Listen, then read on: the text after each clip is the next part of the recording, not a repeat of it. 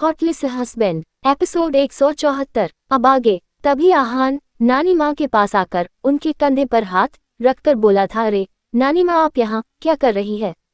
आप चलिए मेरे साथ, मैं आपके लिए शॉपिंग करूंगा।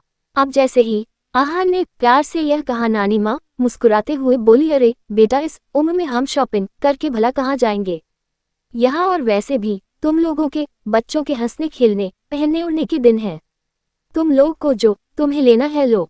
और मैं वैसे भी आस्था बेटी के लिए बस कुछ ड्रेस लेना चाहती थी जो वह शादी में पहन सके। तब आहान हैरानी से बोलता है, लेकिन नानी माँ, भाभी अपने लिए भी तो कुछ शॉपिंग कर सकती है।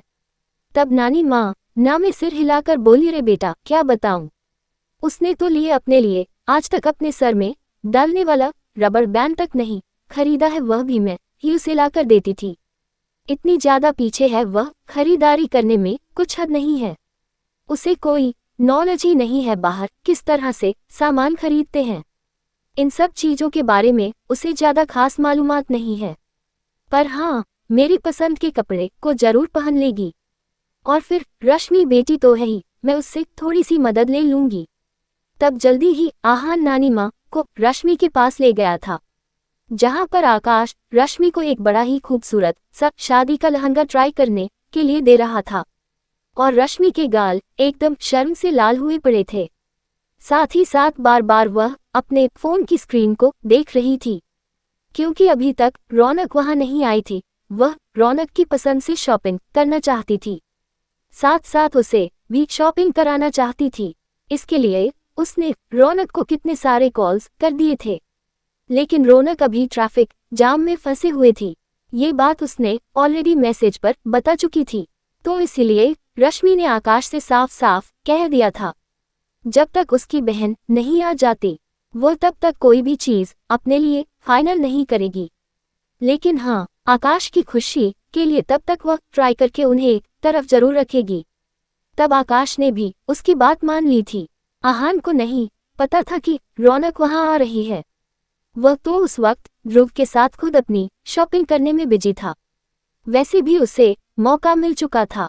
दोनों ने ढेर सारे अपने लिए कपड़े वगैरह, कपड़े जूते जो भी उन्हें सामान चाहिए था, सब खरीदा था। वहीं दूसरी ओर रात के 10 से 11 चुके थे। अरमान और आस्था एक दूसरे को ढेर सारा प्यार करने के बाद एक दूसरे की बाहों में लेटे हुए थे। उन दोनों ने कुछ नहीं पहना था। वही आस्था की आंखें अरमान से पहले खुली थी और उसने उठकर जैसे ही अपने आप को बिल्कुल अरमान से चिपके हुए पाया तो वह थोड़ा सा शर्मा गई थी। और किस तरह फ्लो में वह दोनों एक दूसरे से प्यार का इजहार कर चुके थे। तो ये सोच सोचकर ही आस्था कुछ शर्माने लगी थी। तभी आस्था का ध्यान खुद पर गया तो फटाफट उसने अपने दांतों तले उंगली दबा ली थी और जो इनरवे उसके पास में पड़े हुए थे उन्हें पहनते हुए और साथ साथ बड़बड़ाए जा रही थी कि हम ऐसे कैसे इस तरह की बातें कर सकते हैं, ऐसे इनके पास कैसे, बिना कपड़ों के इनके सामने कैसे, यह क्या सोच रहे होंगे हमारे बारे में। तभी अरमान ने अचानक आस्था का हाथ पकड़ कर उसे अपनी ओर खींचता है और उसके कान के पास जाकर बोलता है, मैं कुछ नहीं सोचूंगा आपके बारे में, आप सिर्फ और सिर्फ मेरी है। और आप मुझसे प्यार नहीं करेगी तो क्या किससे करेगी? और मैं तो कब से आपके मुंह से प्यार का इजहार सुनना चाहता था। अरमान बड़े ही शांत और ठहरे हुए लहजे में बात कर रहा था, मानो कि उसे पहले से ही पता था कि आस्था उससे ही प्यार करती है। इनफैक्ट उसकी बातों से ऐसा लग रहा था कि आस्था को सिर्फ और सिर्फ उसी से प्यार करने का हक है और किसी से नहीं है। फिलहाल अरमान ने आस्था के माथे को चूम लिया, स्वीट टोन में बोलता है, थैंक यू सो मच। अरमान, सिंघानिया ने आज तक सॉरी और थैंक यू किसी को नहीं बोला। तुम मेरी जिंदगी पहली लड़की हो जिसे मैं सॉरी और थैंक यू दोनों ही बोल रहा हूँ। तब आस्था अरमान के सीने पर हाथ रखकर उसकी ओर मुंह कर देखकर बोलती है, अच्छा तो फिर आप हमें क्यों सता रहे थे? प्रियंका दीदी का नाम लेकर हाँ बताए, अभी तक हमने उसके लिए आपको माफ नहीं किया है।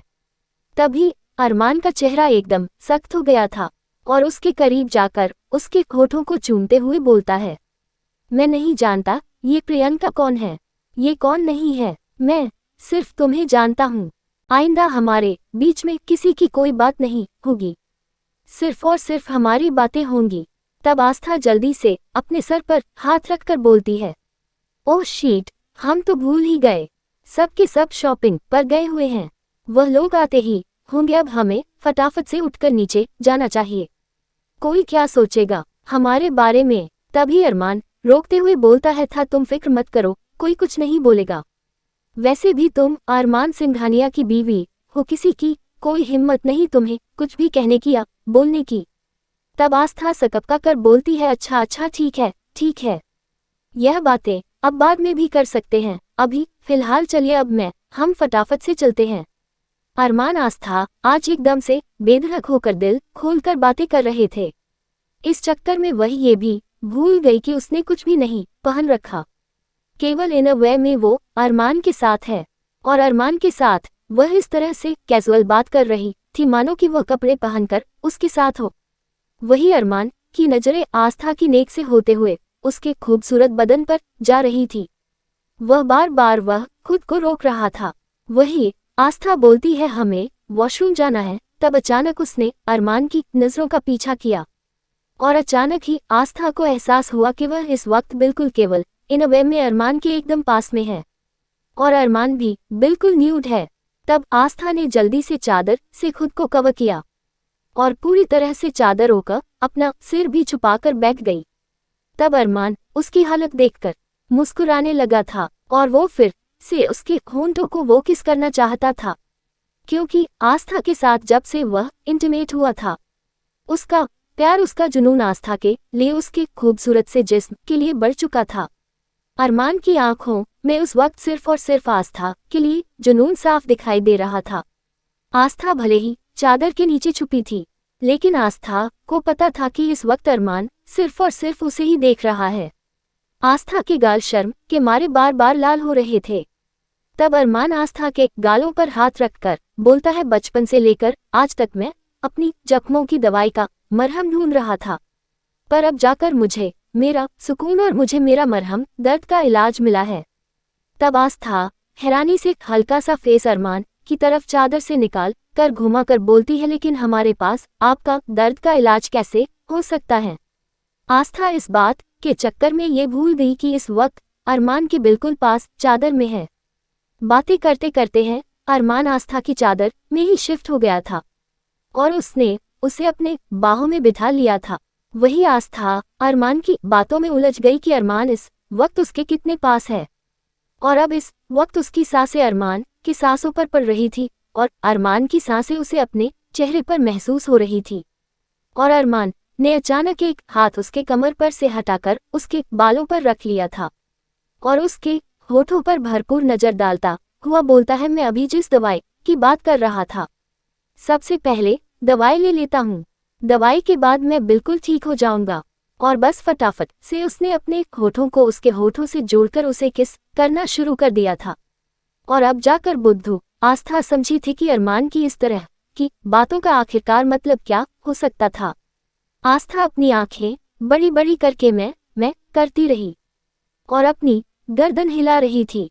जितना अपनी गर्दन हिलाती उतना और अरमान उसे किस करने की कोशिश करता, और अचानक अरमान ने उसका मुंह खोलने की कोशिश की थी, और वह उसे एकदम फ्रेंच किस करने लगा था। अरमान की किस आज काफी ज्यादा सॉफ्ट थी। हालांकि आस्था को करीब जाने के बाद वह वाइल्ड हो जाता था, लेकिन आज वह बड़ी ही सॉफ्टली उसे किस कर रहा था, क्योंकि अरमान ने दिल खोलकर अपने प्यार का इजहार किया था। अरमान कितनी ही देर तक आस्था को किस करता रहा, लेकिन आस्था तुरंत उसके पास से हट गई और बोलती है, यह आप क्या कर रहे हैं, कोई आ गया तो, किसी ने हमें देख लिया तो। हाँ हटिए, वैसे भी सब शॉपिंग करने के बाद आने वाले हैं। आस्था ने जैसे ही ये बोला कि किसी ने हमें देख लिया तो, अरमान को वाकई यह बात अच्छी लगी थी, और वह उसके बालों को उसके कानों के पीछे करते हुए बोलता है, अच्छा अगर कोई हमें नहीं देखेगा तो तब आप मुझे किस करेगी। अब जैसे ही अरमान ने ये सवाल किया, आस्था आंखें बड़ी बड़ी करके अरमान की ओर देखने लगती है। वही अरमान आस्था को बड़े ही प्यार से देख रहा था, क्योंकि आस्था उसकी बातें सुनकर किस तरह से अपना मुंह चिढ़ाती थी। किस तरह से अपनी आंखें गोल गोल घुमाकर कुछ न कुछ उल्टा सीधी प्लान सोचती थी और किस तरह से हल्का सा अपने मुंह का पाउट बना लेती थी और सोचती थी कि अब हम आगे क्या करें। तो यह बातें अरमान को काफी ज्यादा अच्छी लगती थी। इनफैक्ट आस्था को इस तरह से मुंह बनाते हुए देखकर अरमान को एक अलग ही लेवल का एंटरटेनमेंट मिलता था। तभी अरमान उसके कंधे पर अपना सर रखकर बोलता है, बोलो ना, जवाब दो, अगर किसी ने हमें यहाँ देखा तब आप मुझे प्यार करोगी। साथ ही साथ अरमान मन ही मन में सोच रहा था, क्या इस छल्ली को यह नहीं पता कि यह हमारा कमरा है? बिना इजाजत के यहाँ कोई नहीं आ सकता। तब आस्था अपनी नजरें चुराते हुए बोलती है, देखिए आप इस तरह की बातें हमसे मत कीजिए, हमारी नानी माँ को पता चला तो वह हमें बहुत मारेंगी। अब जैसे ही आस्था ने ये बोला अरमान की आंखें सर्द हो गई थी। उसे ऐसा लगने लगा मानो कि उसने किसी बच्ची से शादी कर ली हो। एकदम बच्चों वाली बातें उसने बोली थी कि अगर हमें हमारी नानी माँ को ये पता चला तो वह हमें मारेंगी, हमें डांटेंगी, आपको भी नहीं छोड़ेंगी। जिस तरह से कोई बच्चा शिकायत करता है तो उसी तरह से आस्था का बर्ताव था। तब अरमान मन में बोलता है, हमारे रोमांस के बीच ये नानी माँ कहाँ से आ गई? तब अरमान आस्था से बोलता है, आप शायद भूल रही है कि आप मेरी बीवी है और अपनी बीवी से प्यार करने का हक मुझे है और कोई मुझे मेरी बीवी से अलग नहीं कर सकता। और रही बात आपकी नानी माँ की, आपके नानी माँ को तो एक दिन में जंगलों में ही छोड़ दूंगा और देखना उनके पीछे कितने सारे जंगली जानवर लगा दूंगा, और अगर उन्होंने हमें अलग करने की कोशिश की। तभी आस्था एकदम से चीख पड़ती है, नहीं नहीं, प्लीज प्लीज जज, आप हमारी नानी माँ को कुछ मत कीजिएगा। अगर हमारी नानी माँ को कुछ हो गया तो हम कैसे रहेंगे? नानी माँ के अलावा तो हमारा कोई है ही नहीं इस दुनिया में। जैसे ही आस्था ने ये बोला अरमान उसे इस तरह से देखने लगा था मानो कि कहना चाह रहा हो, कितनी देर से मैं जो तुमसे अपनी फीलिंग शेयर कर रहा हूँ, इतनी देर से मैं बोल रहा हूँ कि तुम मेरी पूरी दुनिया बन चुकी हो, मेरी कमजोरी बन चुकी हो, उसके बाद भी तुम्हारे मन में यह सवाल आ भी कैसा सकता है कि तुम्हारा नानी माँ के अलावा कोई नहीं है। अब वह उसे इस तरह से देख रहा था मानो कि उसको किसी बेवकूफ को देख रहा हो। तब आस्था अरमान की गोद से उतरने की कोशिश करते हुए बोलती है, आप हमें छोड़िए मिस्टर सिंघनिया, कोई हमें देख लेगा, क्या सोचेगा हमारे बारे में? अरमान का दिल तो चाहा कि वह बड़ी सी दीवार पर अपना सर फोड़ ले, क्योंकि इस लड़की को कुछ भी समझाना आसान नहीं है। सही नाम रखा है मैंने, इसका आफत मैंने सही समझा है, इसको एक नंबर की आफत है। कुछ भी बात सोचती समझती ही नहीं है, जो इसके दिमाग में आता है सिर्फ और सिर्फ वही करती है। आस्था के मुंह से तो कुछ शब्द ही नहीं निकल रहे थे, वह बस जल्द से जल्द सीधा वहां से निकलना चाहती थी। लेकिन अब आस्था अरमान की इस तरह से उसे आफत बोलने पर वह हैरान थी। अरमान भले ही काफी पोलाइट लहजे में आस्था को बोलता है, लेकिन ना जाने क्यों अरमान की बातें सुनकर उसके हाथों का रोंगटा खड़ा हो गया था। तब अरमान ने आस्था के हाथों का रोंगटा खड़ा हुआ देख लिया था।